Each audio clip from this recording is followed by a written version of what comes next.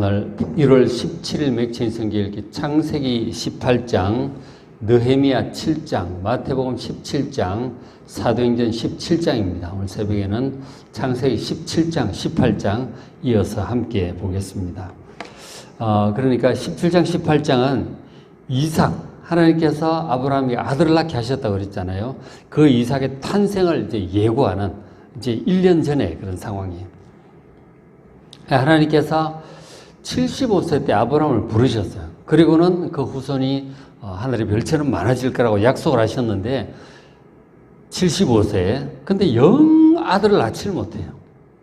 1년, 2년 세월이 흘러가도 아들을 낳지를 못합니다. 그러다가 겨우 이제 11년 지나서 86세 때에 젊은 여종 하갈을 통해서 아들을 하나 겨우 얻어요. 그게 이스마엘입니다. 86세 때 이스마엘을 낳았어요. 그리고는 이제 아들 문제는 이제 됐구나. 감사하다. 어쨌든 애들 낳았으니까 됐다. 이러고 이제 잊어버리고 그리고 지내고 있었어요. 그러던 중에 이제 99세 때 하나님께서 다시 나타나신 거예요. 이스마엘은 벌써 13살 이렇게 된 거죠. 아들 잘 키우고 있는데 99세 때 하나님 나타나셔서 말씀을 하신 거예요. 그게 17장입니다. 17장 1절에 아브라함 99세 때에 여호와께서 이르시되 네 이름을 아브라함이라 할 것이다. 내가 너를 여러 민족의 아버지가 되게 함이니라. 그러니까 아브라함의 그 자손이 번성을 해서 여러 민족을 이룰 거라는 거죠. 여러 민족을 이룰 것이다. 그렇게 얘기를 하십니다. 그 후손이 번성할 거라는 얘기죠. 그래서 지금 아브라함의 아들이 있잖아요. 이스마엘을 통해서 이 후손이 크게 번성을 할 모양이다. 이제 그렇게 듣기 시작하는 거죠. 7절에 내가 내 언약을 너희 후손과 영원한 언약을 삼고 너와 너희 후손의 하나님이 될 것이다. 내가 평생 너와 이렇게 함께하고 보호하듯이 너희 후손과도 영원토록 내가 그들과 함께하고 보호할 것이다. 그렇게 약속을 하는 거예요. 얼마나 감사합니까? 자기와 하듯이 그렇게 하시겠다는 거예요. 후손 전체의 하나님이 되어주시겠다는 것이죠. 그리고 뿐만 아니라 8절에 내가 너와 너희 후손에게 번성한 너희 후손에게 가나안 온 땅을 주어서 영원한 기업이 되어야 할 것이다. 너희 후손은 번성할 것이고 그들에게 이 가나안 주변에 네가 지금 사방에 보이는 온 땅을 너희 후손에게 주어서 영원한 기업이 되는 거예요. 영원한 기업이라는 거죠. 영원한 언약, 영원히 너희 후손과 함께 할 것이고 이 땅을 주어서 영원한 기업이 되게 하겠다. 자손과 땅과 나라 이런 걸 다 약속을 하시는 거 아니에요. 영원한 나라 후손 약속하신 거예요. 정말 감사한 일이죠. 그렇죠? 참 감사한 일이에요. 그리고 이제 또 하나님께서 말씀하시길 그래서 17장 10절에 너희 중 남자는 다 할례를 받으라. 남자는 하나님의 백성이라는 표시죠. 후손 대대로 하나님의 백성임을 표시하는 그 표시로 할례를 받으라고 하신 거예요. 아브라함의 후손들은 다 할례를 받으라. 이것이 나와 너희 그리고 너희 후손 사이에 지킬 내 언약이다. 하나님의 백성이라는 언약의 표시로 할례를 받으라는 거죠. 할례가 뭐냐면 11절에 너희는 포피를 베어라. 남자의 이제 성기의 포피죠. 그걸 베어라. 이제 이것이 나와 너희 사이의 언약의 표징이다. 하나님의 백성인 이 세월이 이제 흘러가다 보면 10년, 100년, 500년, 1000년 흘러갈 수 있잖아요. 그것 하나님의 백성이라는 표시로 할례를 행하라고 하는 거죠. 포경수술 같은 그런 거죠. 그것을 하라고 하셔서. 이게 이제 13절에 내 언약이 하나님과 하나님의 백성 사이의 언약이 너희 살에 있어. 몸에 있는 거죠. 영원한 언약이 될 것이다. 그렇게 말씀을 하셨어요. 난지 8일 만에 할례를 받으라고 명하셨어요. 할례가 아브라함 때부터 이제 시작이 된 거죠. 그러니까 이 몸에 하나님의 백성이라는 표시가 새겨지는 거예요. 잊을 수가 없는 거죠. 그죠? 몸에 이제 새겨지니까 잊을 수가 없습니다. 근데 우리가 이제 잘 생각을 해야 될 것이 할례가 하나님의 백성 되게 하는 게 아니에요. 그렇죠? 그 아브라함이 할례 받기 이전에도 하나님의 백성이었어요. 근데 후손을 위해서 아브라함의 모든 후손에 하나님이 되겠다고 하셨으니까, 그러니까 할례 자체가 언약의 백성을 만드는 것이 아니고 자기 몸에 난 이 할례를 보고, 새겨진 할례를 보고, 아, 내가 아브라함의 후손 택한 백성, 언약의 백성이구나 라는 것을 기억하게 하는 거예요. 그죠? 이걸 거꾸로 하면 안 되는 거죠. 하나님 백성 되기 위해서 할례를 받는 것이 아니고 하나님의 백성이기 때문에 이라고 하는 언약의 표시인 거예요. 그렇죠? 세례도 다 똑같은 원리예요. 세례가 세례 받음으로 하나님의 백성이 되는 것이 아니고 예수를 믿는 믿음을 가진 사람으로서 자기가 하나님의 백성이라는 표시로 세례식을 행하는 거예요. 그럼 하나님의 백성이 공동체 속에 그렇게 들어가는 거예요. 이 거꾸로 하면 안 되는 거죠. 그죠? 하나님의 백성이고 언약의 백성이라는 표시로 지금 여기서 할례를 받으라고 하신 거죠. 그리고 그것이 몸에 있다. 이렇게 한 거죠. 그죠? 자, 그래서, 자, 여기까지는 굉장히 은혜로운 말씀인 것이죠. 굉장히 은혜로운 말씀. 잠깐은 이제,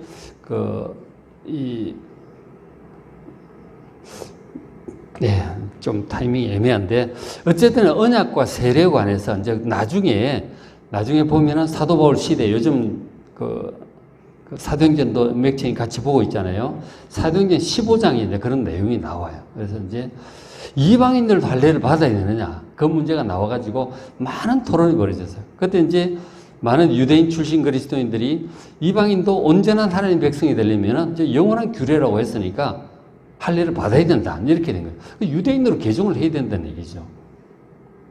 근데 사도 바울이 엄청나게 반대를 해요. 믿음으로 예수를 믿음으로 구원받는 것이지 할례를 함으로 구원받는 것이 아니다. 이러면은 예수 믿는 믿음이 이제 희미해지는 거죠.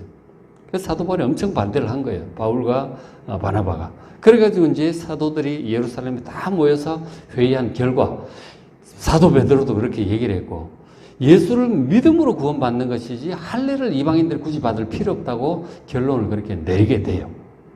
그래서 이제 사도행전 15장에 할례와 이 세례의 관계, 그리스도인이 되는 관계 명백히 그걸 정리를 한 것을 보게 돼요. 그래서 사도행전 15장 여러분 잘 보시길 바랍니다.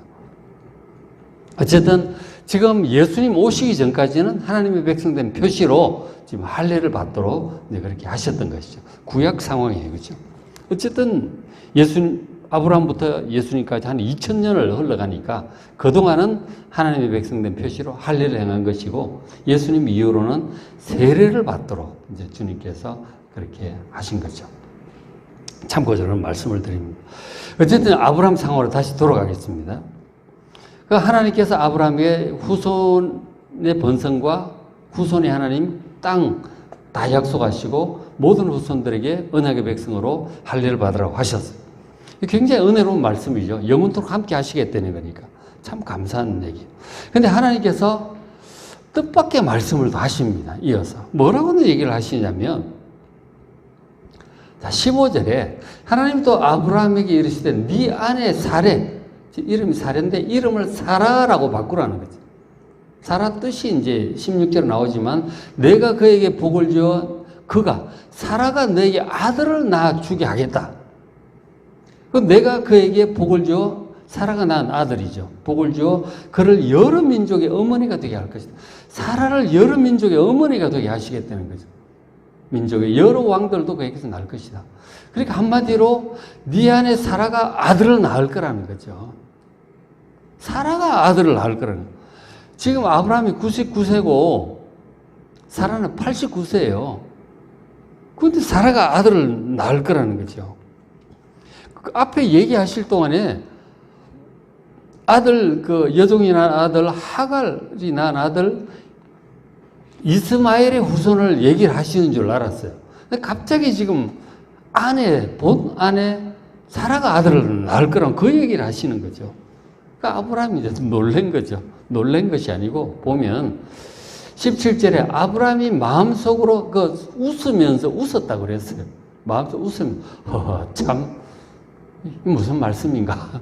웃으면서 이렇게 얘기를 한 마음속으로 이르되 사라는 90세니 어찌 출산하리요? 지금 아내가 89세, 90세 이렇게 되는데 어떻게 애를 낳겠느냐고. 그리고 생리가 끊어졌어요. 애를 낳을 수 있는 상황이 아니에요. 18절에 아브라함 얘기를 하죠. 아르되 이스마엘이나 하나님 앞에 살기를 원하나이다. 이스마엘부터 13살 됐고 잘 자라고 있어요. 이스마엘이나 살게 하시고 그 후손을 번성시켜 달라고. 그 뭐 애를 낳을 수 없는 그 아내 얘기하지 마시고 이스마엘이나 잘 살기를 원하나이다. 그렇게 얘기하는 거지. 그랬더니 하나님께서 하시는 말씀 19절에 아니다 하는 거죠. 아니다. 네 안에 사라가 네게 아들을 낳을 것이다. 너는 그 이름을 이삭이라 하라. 아예 아들 이름까지 지어주시는 거예요. 생리 끊어진 아내 아들 이름까지 지어주셨어요. 그리고 하시는 말씀은 내가 그와 이삭과 그의 후손에게 영원한 언약이 될 것이다. 지금 후손의 번성, 할례, 그리고 이 가나안 땅 전부 이삭의 후손과 하는 약속이라는 거죠. 이스마엘 아니라는 거예요. 기가 막히잖아요. 그죠? 이렇게 지금 된 것이죠.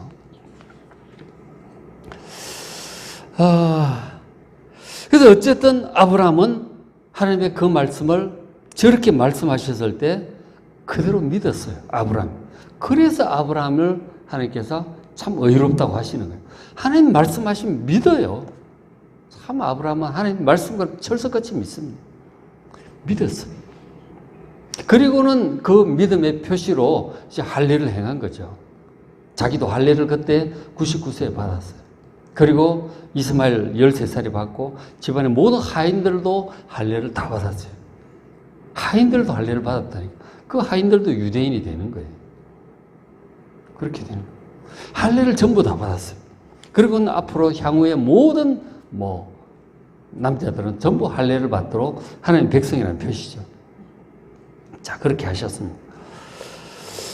그리고 이제 시간이 좀 흘러서 몇 달 후에요. 몇 달 후에, 정확히 몇 달인지 모르겠는데, 다 이제 99세 범주에 포함되는 이제 그때죠. 몇 달 후에 하나님 찾아오셨어요.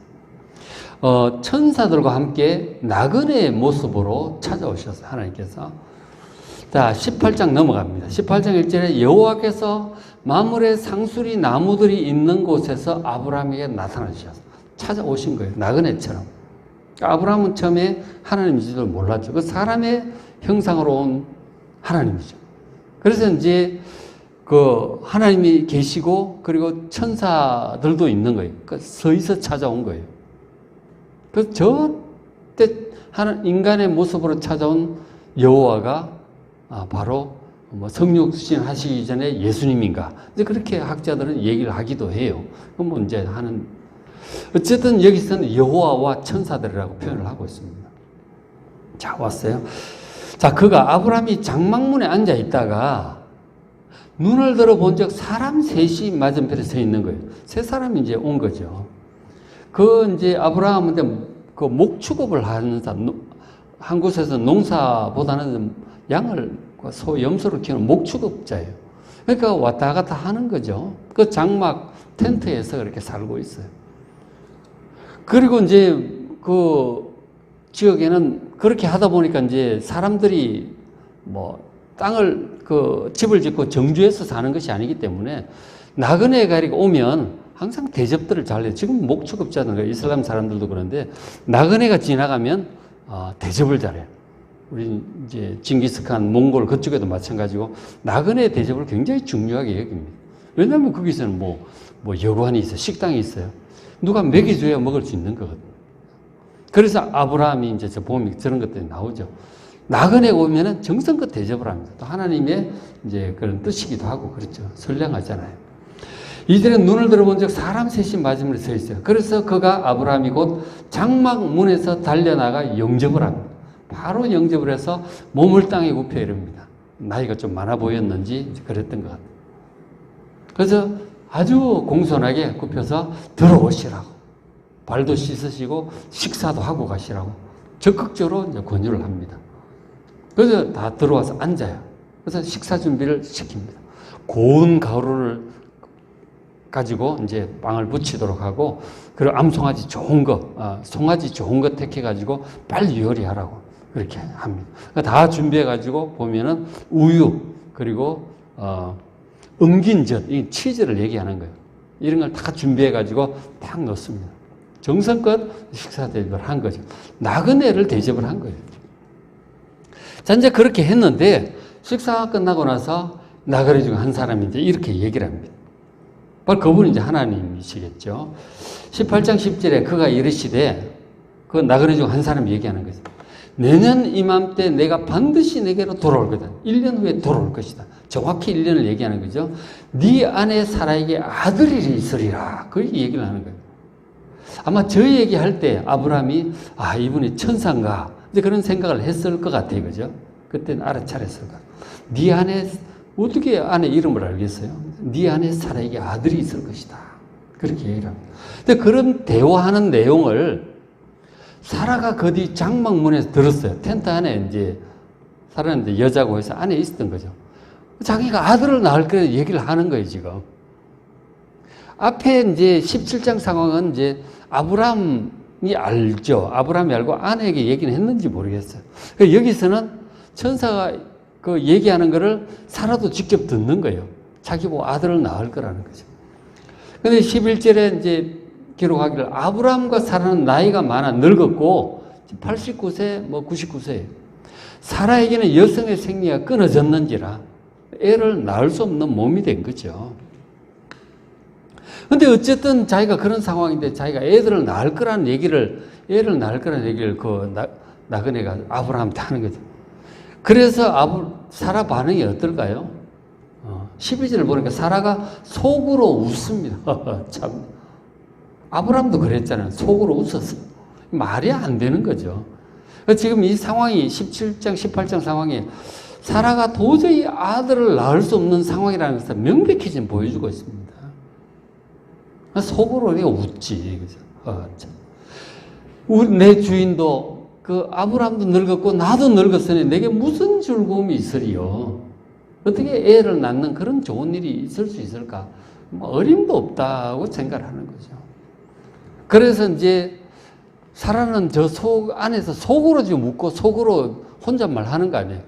바깥에 있는 이 나그네, 이 하나님이죠. 13절 여호와께서 하나님이 아브라함에게 말씀하십니다. 사라가 왜 웃으며 이르기를 내가 늙었거늘 어떻게 아들을 낳으려 하느냐? 여호와께 능하지 못한 일이 있겠느냐? 하나님이 다 들으시는 거예요. 우리가 속으로 하는 얘기도 다 들으신다니까. 하나님께서. 여러분 마음속 생각 하나님 다 들으세요. 생각을 바르게 잘하시기 바랍니다. 하나님 욕하지 마세요. 다 들으신다니까. 보여주잖아요. 이게 이렇게. 여호와께 능하지 못한 일이 있겠느냐. 그 하나님께서 아브라함이 하시는 거죠. 그죠? 그리고는 이제 하는 말은 기한이 이럴 때 내가 네게로 돌아오느니 1년 후를 얘기하는 거예요. 돌아오느니 사라에게 아들이 있을 것이다. 저 안에 장막 쪽에서 듣고 있던 사라가 거기서 그렇게 15절 보면 사라가 두려워서 부인하여 이르되 내가 웃지 아니하였나이다. 자기가 안 웃었다고 변명을 하는 거죠. 왜냐하면 속으로 웃었으니까. 겉으로 웃은 건 아니잖아요. 근데 하나님 그러죠. 아니라 네가 웃었느니라. 속으로 웃은 것도 하나님 아시는 거죠. 그렇죠? 그리고는 이제 떠나간 거죠. 사라가 아들을 낳을 거라고 이제 직접 이제 분명히 하나님께서 말씀을 하시는 거죠. 그렇죠? 17장, 18장 연이어서 이 사건을 99세 때 이제 몇 달 사이에 있었던 일들을 기록을 이렇게 해주고 있어요. 어쨌든 이제 아브라함 같은 경우는 분명히 이제 믿는 거죠. 확실히 믿습니다. 사라도 이제 이 얘기를 듣고 믿게 됐겠죠. 사라도 믿게 된 거예요. 그리고는 이제 얼마 지나지 않아서 임신을 하게 된 거고, 실제로 이제 1년 후에 딱 애를 낳게 된 거예요. 그 애를 낳는 내용은 뒤에 20장인가요? 21장에 나오죠. 그죠? 애를 드디어 그렇게 낳게 돼요. 기가 막힌 일이 벌어진 거죠. 그러니까 우리가 이제 전혀 마리아에게 천사가 찾아와서 애를 낳을 거라고 했을 때 마리아가 믿죠. 처녀가 애를 낳기도 하고 생리가 끊어진 이 89세 된 할머니가 애를 낳기도 해요. 하나님께서 하신다면 다 합니다. 하나님께는 불가능한 일이 없음을 믿으시기 바랍니다. 그래서 아브라함이 그때부터, 그리고 사라도 그때부터 자기가 이 몸이 이렇지만 아들을 낳게 될 거라는 확신을 이제 갖게 된 거죠. 그래서 이제 성령께서 사도 바울을 통해서 그 사건에 대해서 이렇게 말씀을 또 해주고 있어요. 로마서 4장 19절입니다. 그가 아브라함이 100세나 되어 사라의 태가 죽은 것 같음을 알고도 믿음이 약하여지지 아니하고, 그렇죠. 생리가 끊어졌죠. 뭐 죽었다고 봐야지. 그런데도 믿음이 약해지지 않습니다. 20절에 믿음이 없어 하나님의 약속을 의심하지 않고 믿음으로 견고하여졌다. 의심하지 않아. 하나님 말씀하셨으면 되는 거야. 그게 믿음이에요. 견고하여서 그것이 이제 하나님께 영광이 되죠. 영광이 되고 21절 약속하신 그것, 내년 이맘때 사라가 아들을 낳을 거라고 하는 그것을 또한 능히 이루실 줄을 확신했습니다. 분명히 되는 거다. 왜? 하나님 말씀하셨으니까. 분명히 낳을 것이고, 그게 이제 믿어지면서 나중에 또 애를 낳으면 더 그렇게 했죠. 하나님 약속하셨던 또 게 뭐 있어요? 그 자손이 하늘의 별처럼 많아질 거라 그랬잖아요. 분명히 번성할 거야. 그리고 가나안 땅 일대를 주셔서 나라 세우게 하겠다고 하셔서 그것도 될 거야. 그리고 아브라함한테 약속 중에 너희 후손 중에 그 후손 한 사람을 통해서 천하 만민이 복을, 구원의 복을 받게 될 거라는 말씀도 하셨잖아요. 메시아의 구원에 관한 말씀도 하셨단 말이에요. 그것도 아브라함한테 확실히 믿는 거죠. 이게 이제 성경 구약 전체 내용이잖아요. 그 더 나아가서 메시아에 관한 내용, 신약 전체 내용이죠. 하나님께서 약속하신 모든 것이 반드시 이루어질 거라고 하는 믿음, 의심하지 않고 믿음에 견고하고 약속하신 이런 모든 것들을 능히 이루실 줄을 아브라함처럼 확신하는 여러분 되시길 바랍니다. 이게 믿음이에요. 한마디로 하나님께서 하신 모든 말씀, 그리고 나중에 하나님의 아들 또 오셔서 예수님 오셔서 직접 또 말씀하시잖아요.